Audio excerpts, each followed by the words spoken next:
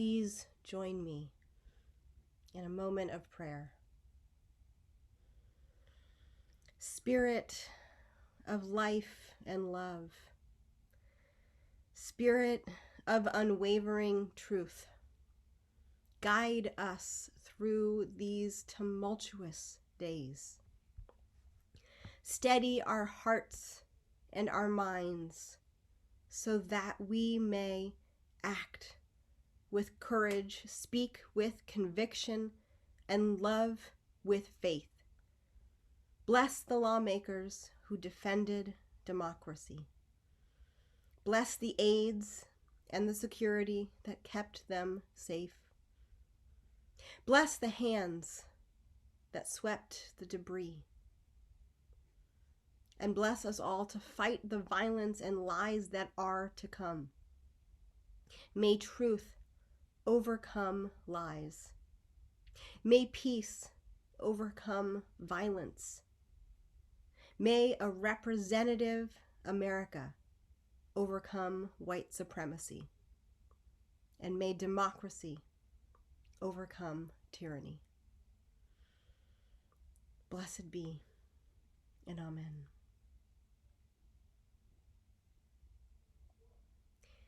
It was after midnight, and Representative Andy Kim stood in an empty rotunda and began collecting trash. His favorite room in the Capitol. He couldn't bear to see it in that condition, so he knelt down and spent an hour and a half cleaning the wreckage until he returned to the floor at 3 a.m. Kim is the son of immigrants and the first Asian American to represent New Jersey, cleaning up after people who wished him harm in the service of a space he holds sacred. He took a break to guard the democratic process. Like most of you, I watched in horror on Wednesday as people scaled the walls of the Capitol building and planted Confederate flags. Some took selfies of themselves in offices, taking supplies, stealing a podium, destroying the property. Others merely desecrating it with their presence and ideology. The day started on such an optimistic note. Incredible organization efforts in Georgia led to a more representative Senate in our nation. The first African American senator in the South and a Jewish son of an immigrant will be Georgia's new senators. Regardless of your politics, that is extraordinary. It's historical. And what should have dominated the airwaves quickly fell to the back burner because our nation's capital was under an actual insurrection. Quite frankly, I'm still angry and heartbroken, and I don't entirely know where we go from here. How exactly we process what we just witnessed, and sadly, what may not actually be over. I find myself a UU who believes in universal love and compassion, wanting vengeance against the president, against his enablers, against the people who perpetrated what needs to be called a terrorist attack against our nation's capital. It's a feeling I remember having only once before. On September 11th, I was a New Yorker who felt her safety ripped out from underneath. I was lost and experienced a level of anger that was truly foreign to me. But the anger was not the part of me that would persist as I processed the events. Because I also watched New York City rise up stronger, more united, more loving. I was so proud to be a New Yorker that week. The anger, the desire for revenge faded, and in time morphed into an investment in interfaith dialogue. I wish that I felt like there was a similar path to take this time around. But I don't see us as a nation simply rising from the ashes to be a stronger, more unified nation. This attack came from within. This is America, and we are at war with ourselves for our soul. Over the past few days, as we all grapple with the fallout of an attempted coup, I've seen a range of responses in progressive circles. Some believe that compassion is needed for healing. Others say healing begins with consequence rather than understanding. And still others want suffering and not just consequence for those involved. Honestly, I understand all three of these sentiments. These are human beings, all of whom I believe have worth. And yet, this was a white supremacist domestic terror attack.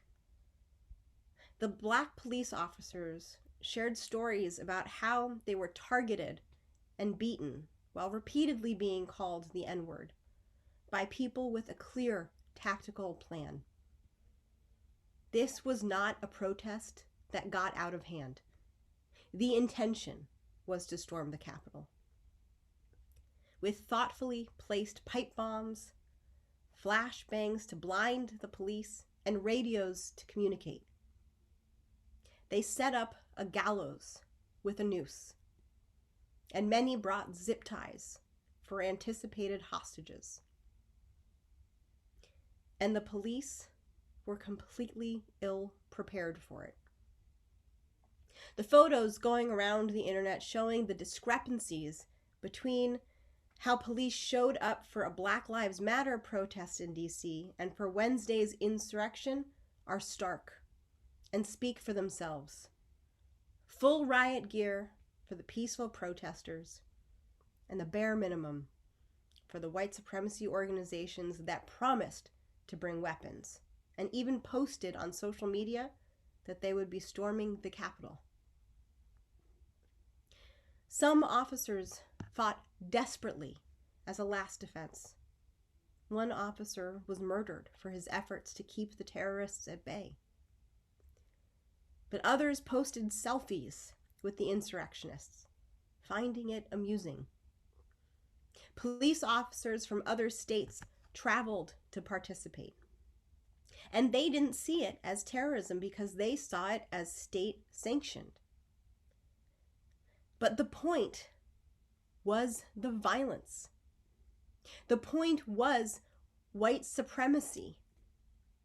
The point was to make the Capitol theirs, claim it for their ideology, for the Confederate flag, for the anti-Semites who wore clothing with the Auschwitz slogan on it, and one who had a shirt saying 6 million wasn't enough.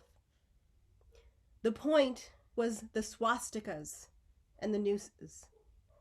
Because this is America, whether we like it or not.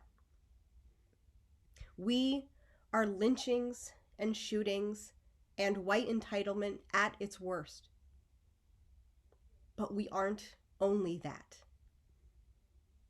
I think what made it so gut-wrenching to watch these people breaching the Capitol was that it clarified that it breached the soul of our nation long ago.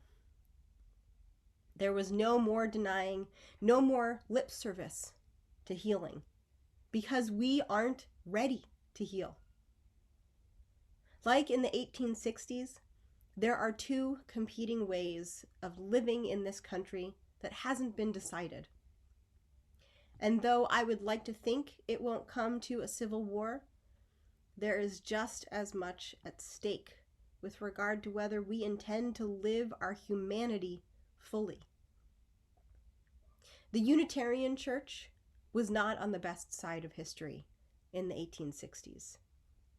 And we cannot be spectators again. Universalism calls us to live in the image of a God that loves unconditionally and universally. But how do we reconcile the inherent worth and dignity of every person with the evils being done in the blatant name of white supremacy?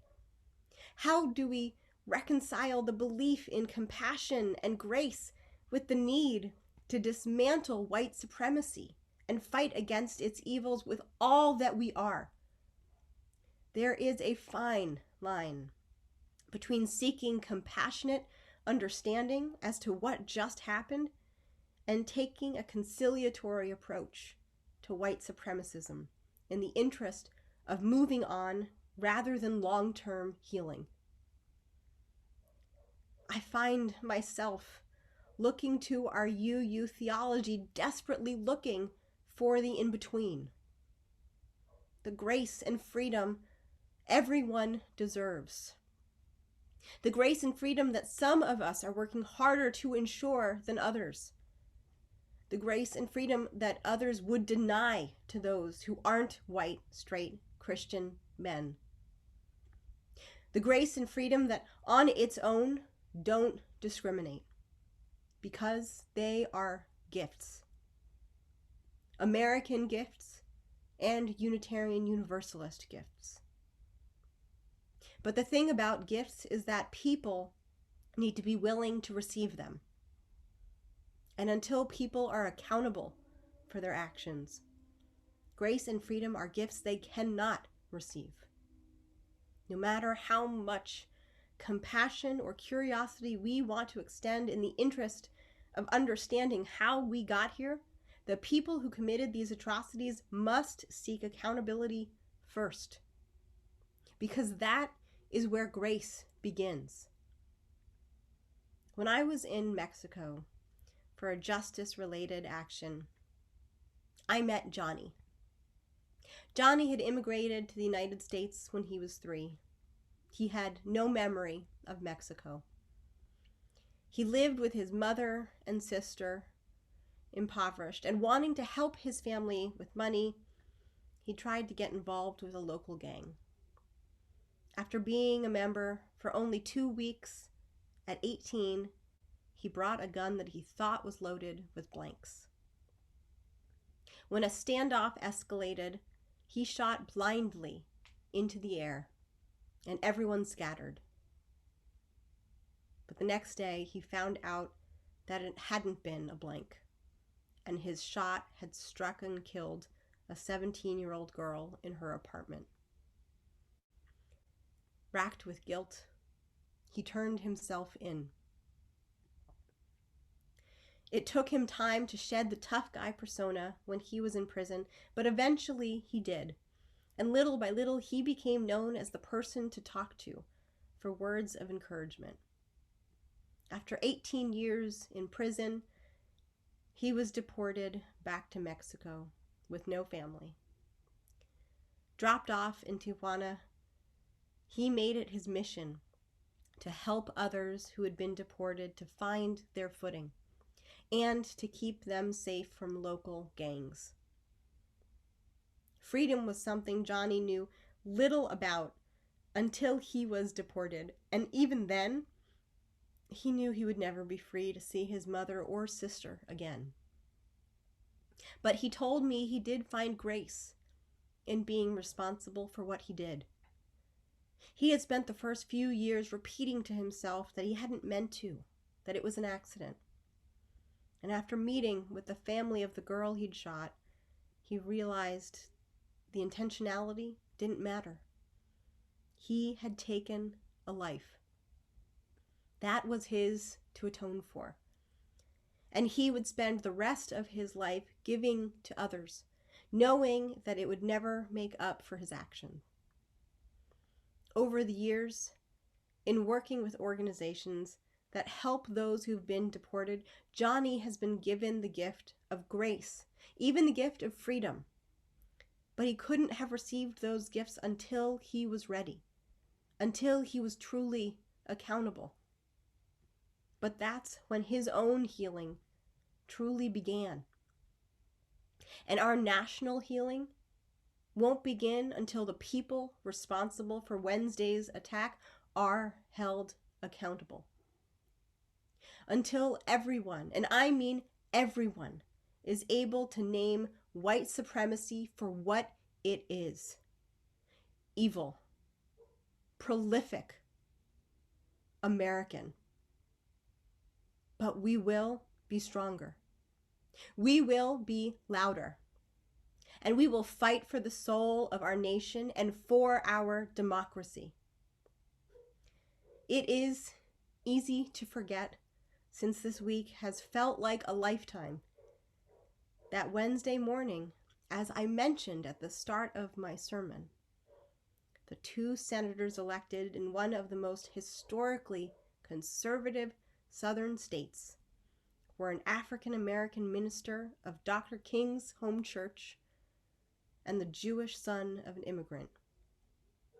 I can't think of a better response to white supremacy. So we may not be able to rise up as we did after 9/11 to be unified, but we will still rise up. We will rise up to be bold with our love in the face of hatred. We will be loud about our values and fight white supremacy with the collective power of the extraordinary diversity that actually makes America great.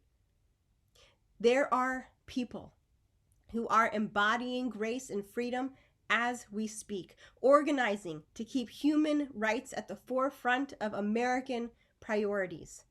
And we too can be those embodiments to create the collective grace we need to heal.